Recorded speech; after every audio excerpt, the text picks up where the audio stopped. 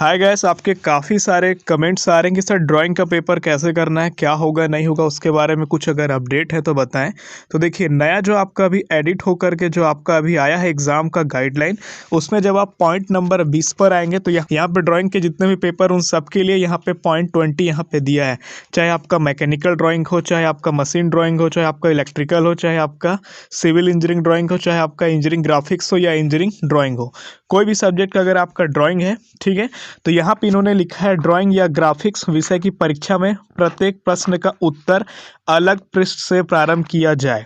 मतलब जहाँ पे भी आप अपना पहले क्वेश्चन का आंसर को कंप्लीट करते हैं, ठीक है, ड्राइंग बना करके,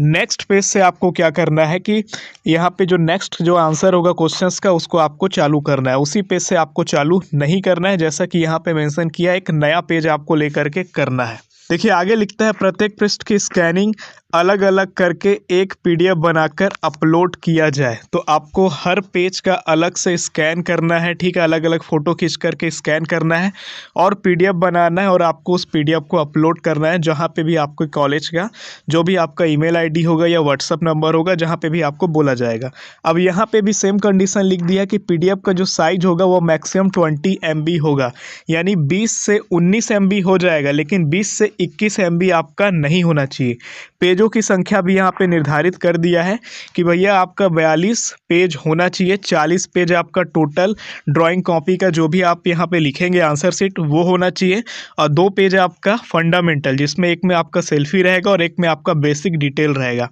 तो यहाँ पे मेंशन ये नहीं किया है कि आपको चार्ट पेपर में करना है या A4 साइज पेपर में करना है। तो आप यहाँ पे फ्री हैंड है कि आप चार्ट पेपर में करते हैं या फिर आपका A4 साइज के पेपर में करते हैं। लेकिन एक चीज़ का आपको ध्यान रखना है, आपको पीडीएफ A4 साइज के पेपर का ही बनाना है और वो आपका 40 पेज होना चाहिए, जैसा यहाँ पे मेंशन किया है, चाहे आपका ड्राइंग हो चाहे आपका कुछ भी हो। क्योंकि 20 नंबर पॉइंट पे आप देख सकते हैं स्पष्ट यहाँ पे लिखा हुआ है, कहीं पे मेंशन नहीं किया कि आपको चार्ट पेपर में बनाना है या फिर केवल A4 साइज पेपर में बनाना है ड्राइंग के सब्जेक्ट को। अभी जो आपका 6 और 8 सेमेस्टर का जो पेपर हुआ है पॉलीटेक्निक और बी वाला है, इसमें मैं पॉलीटेक्निक का एक एग्जाम्पल मैं आपको दिखाना चाहता हूँ। पॉलीटेक्निक का जो सिविल इंजीनियरिंग का जो ब्रांच होता है उसमें 6 सेमेस्टर में एक ड्राइंग का भी यहाँ पे क्वेश्चन आया हुआ था, जो कि उनका ड्राइंग का सब्जेक्ट होता है SDD। तो उसमें ड्राफ्टिंग का जो पार्ट है वो यहाँ पे इन्होंने कैसा किया हुआ है, क्वेश्चन पेपर को कैसे सॉल्व किया है, मैं आपको एक एग्जांपल दिखा देता हूँ, जो कि इनका क्वेश्चन पेपर का जो आंसर शीट हो इनके द्वारा भेजा गया है।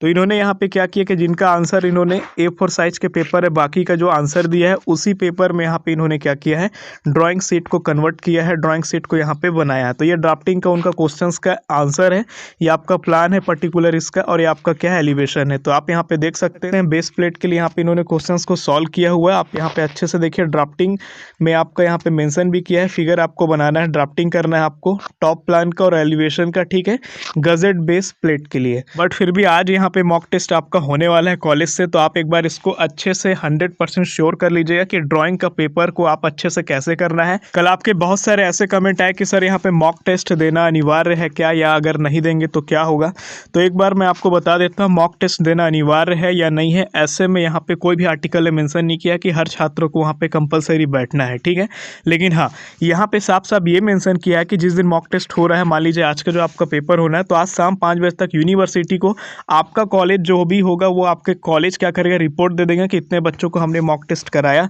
इतने सभी बच्चों को ये प्रॉब्लम आया, ये दिक्कतें आई। तो मॉक टेस्ट देने का फ़ायदा है, अगर आप पहले भी दे चुके हैं, क्योंकि आप 8 सेमेस्टर का पेपर देने के बाद अगर बैक का पेपर दे रहे हैं तो आपको मॉक टेस्ट का आइडिया होगा। तो आप एक बार अपने कॉलेज से कंसल्ट कर सकते हैं कि सर मेरे को पहले से पेपर मैंने दिया हुआ है, तो मैं यहाँ पे दूँ या नहीं दूँ, अगर नहीं देता हूँ, कुछ अगर काम है तो आप बता सकते हैं। बट यहाँ पे आप कंपलसरी तो नहीं है, लेकिन आप अगर देते हैं तो इसके बेनिफिट्स आपको ज़्यादा होते हैं, क्योंकि यहाँ पे आपको टीचर के साथ फिर भी बॉन्डिंग मिल जाता है, और हो सकता है कोई नया टेक्निकल खामी अगर आपको देखने को मिले तो आपको हो सकता है आपको अपडेट होने में ज़्यादा समय नहीं लगेगा। तो बढ़ते हैं आपके अगले क्वेश्चन की तरफ। यहाँ पे दीप सर यहाँ पे पूछते हैं कैमरा ऑन नहीं रहेगा ना सर, और रिकॉर्ड भी। तो देखिए दीप सर यहाँ पे क्या है, कैमरा और रिकॉर्ड जो आपका है वो एमटेक वालों के लिए लागू था, अभी जो पेपर आपका सितंबर में फाइनल ईयर या फाइनल सेमेस्टर जिसको आप बोल लीजिए, उनका जो पेपर हुआ उसमें कैमरा और रिकॉर्डिंग कुछ भी ऑन नहीं था, ठीक। तो आप अभी जितने भी पेपर हो रहे हैं उसमें आपका अभी कोई भी कैमरा ऑन नहीं रहने वाला है, कोई भी रिकॉर्डिंग यहाँ पे नहीं रहने वाला है।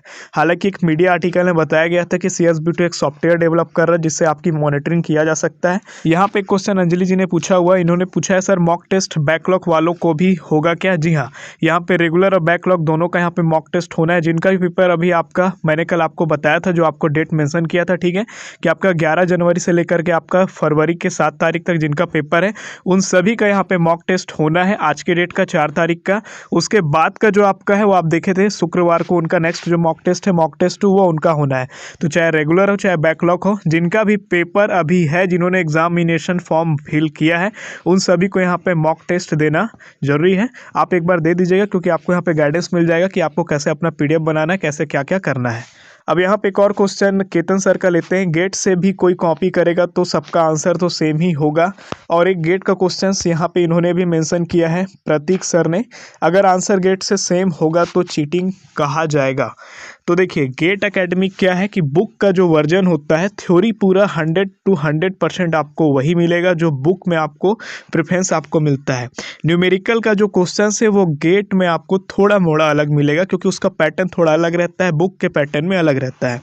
अब ये अलग बात है आप किस बुक को प्रेफर करते हैं। तो आप चाहे गेट एकेडमी से पढ़ें, चाहे आप बुक से पढ़ें, चाहे आप अपने नोट से पढ़ें, क्योंकि सब जगह आपको एक ही आर्टिकल मिलना है, लेकिन आपका लिखने का जो सलीका है, आपका लिखने का जो तरीका है, वो आपका सबका डिफरेंट रहता है। तो CSB2 ने वही मेंशन किया है कि 100 to 100% आपको सेम एक्यूरेट नहीं मिलना चाहिए, ठीक है, क्योंकि आपका लिखने का अगर तरीका सेम मिल रहा है तो कहीं ना कहीं एक व्यक्ति का किसी ने कॉपी किया हुआ है, ये यहाँ पे इसका जो रिजल्ट है वो निकलता है रिजल्टेंट के रूप में। लेकिन अगर आप कहीं से पढ़ करके कुछ भी अगर आप अपने शब्दों में लिख रहे हैं तो उसमें कहीं ना कहीं आपका बहुत सारे डिफरेंस होते हैं, क्योंकि एक टीचर जो होते हैं क्लास में, एक जो लेक्चरर होते हैं, वो सभी बच्चों को एक ही चीज़ें पढ़ाते हैं। लेकिन जब आपका CT1 या CT2 आपका होता है तो उन सब में सबका लिखने का पैटर्न अलग होता है। तो यहाँ से CSB2 ने इसी चीज़ का निचोड़ निकाला है कि भैया आपको पढ़ाया तो एक ही जगह से है, लेकिन आप जो आंसर लिख रहे हो अपने शब्दों में लिख रहे हो, अगर आपका सेम वर्ड रहता है तो यहाँ पर उन्होंने कहा है कि आपने चीट किया है, आपने यहाँ पर कुछ ना कुछ